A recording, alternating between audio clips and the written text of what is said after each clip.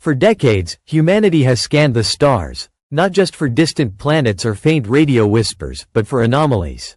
Those rare cosmic moments when something refuses to behave the way the universe is supposed to behave. And now, the James Webb Space Telescope may have found exactly that. What started as a routine observation of the third interstellar object ever recorded, 3I Atlas, has become something far stranger, far darker, and infinitely more unsettling. Because somewhere beyond the orbit of Mars, Webb detected something it shouldn't have. Not a reflection.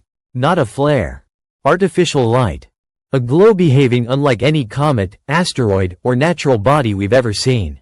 A signature that obeys none of the known rules of reflection or refraction. And it has forced astronomers to confront a question they spent decades avoiding. What is 3I Atlas really?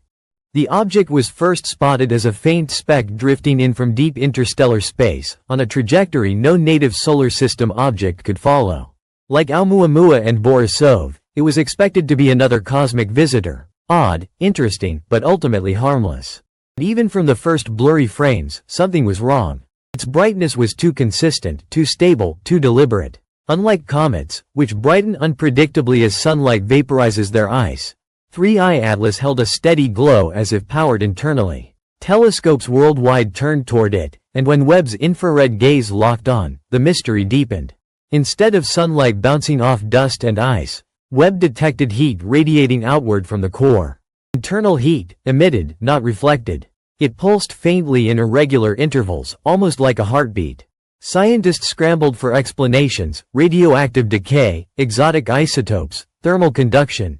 But each theory failed as more data arrived. The only hypothesis that fit was the one no one dared to accept.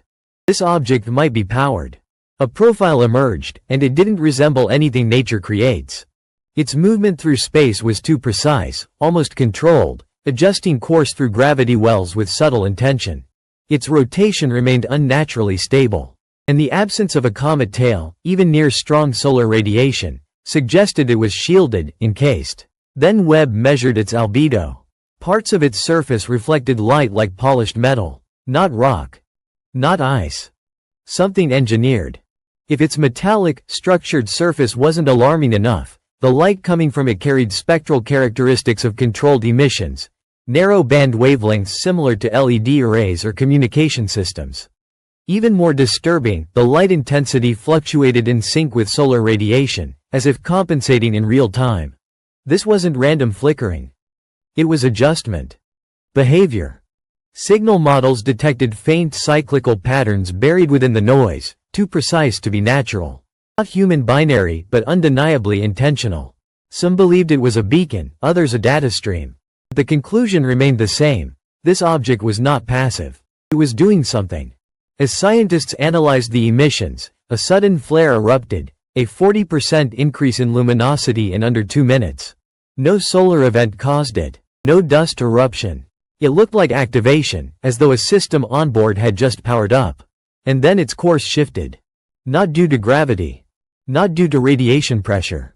A controlled maneuver, small but deliberate, nudging the object closer to the plane of Earth's orbit. Spectroscopy revealed reflective alloys, rare earth elements, and compounds not found in any natural process. Some matched only theoretical materials proposed in advanced quantum labs. 3I Atlas was either impossibly ancient or impossibly advanced. Either way, it was not a comet. Governments reacted quietly but urgently. Observatory networks tightened security. Access logs were restricted. Satellite systems recalibrated. Leaked memos whispered one chilling interpretation. This object might be a scout. A probe built for observation. Possibly the first step, not the last.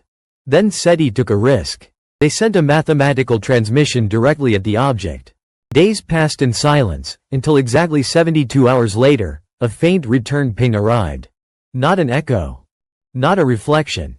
A processed reply. The timing alone proved intent. Soon after, telescopes began experiencing synchronized glitches whenever pointed at 3I Atlas, almost as if their sensors were being jammed. A passive rock does not hide. But a surveillance device might. Public data streams dried up. Agencies backed away from statements. Research papers vanished. What had once been an open scientific puzzle became a classified global concern. A coalition of mathematicians searched for deeper patterns, and found them. The object's movements traced a Fibonacci-like spiral across planetary positions. Course changes, light flares, and even the return signal aligned with prime numbers. These weren't accidents. These were choices. Behaviors. A message written in motion. And as the pieces fall into place, one truth becomes impossible to ignore. 3I Atlas was never a fragment of ice or rock. It came from elsewhere. It powered itself. It observed. It responded. And now, somewhere in the silent dark, something may be turning its attention toward the planet that reached out and said hello. Whether 3I Atlas was simply passing through or leading the way for something greater, no one can yet say. What we know is simple, frightening, and unavoidable. We saw it. It saw us. And the silence that follows may be the loudest warning humanity has ever received. For a brief moment, the world believed 3I Atlas had reached the limits of what it could reveal. But within days of the return signal, something even stranger occurred. Observatories that had been tracking the object reported a sudden drop in reflected solar radiation. Almost as if the object had become darker, absorbing more light than before. 3I Atlas wasn't fading. It was hiding. Across multiple wavelengths, from infrared to ultraviolet, its signature began shifting in ways no natural material could imitate. It didn't just dim, it adapted, altering its reflectivity like a creature adjusting its camouflage. For the first time, scientists realized this thing wasn't simply observing. It was reacting. Deep space monitoring stations noticed another anomaly. A faint halo of particles began forming around the object, not like a typical comet tail, but a smooth, symmetrical arc, as if released intentionally. Some believed it was a shielding mechanism activating.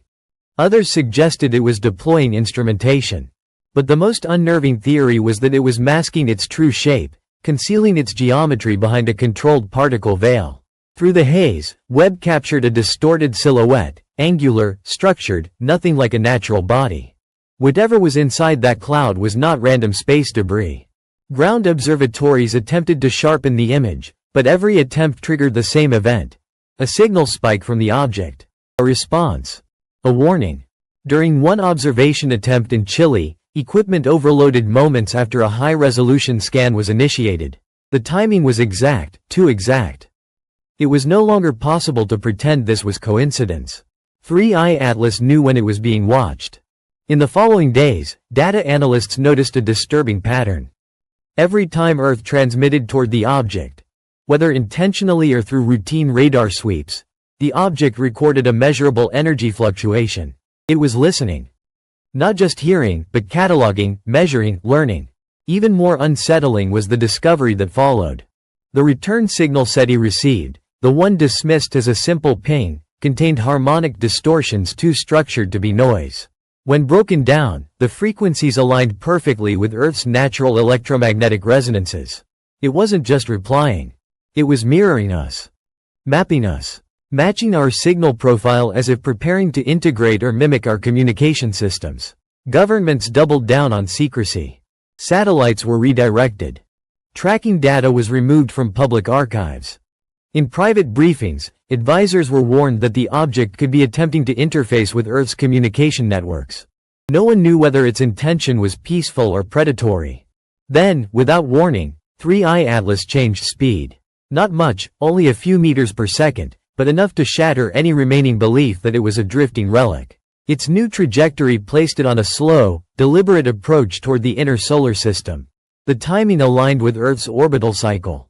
If the object continued at this pace, it would make its closest approach during a period when our planet would be fully visible and unobstructed.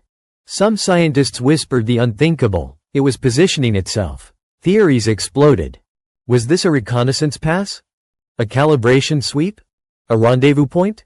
No one had answers, but everyone felt the same creeping certainty. Something about this object was preparing for the next stage.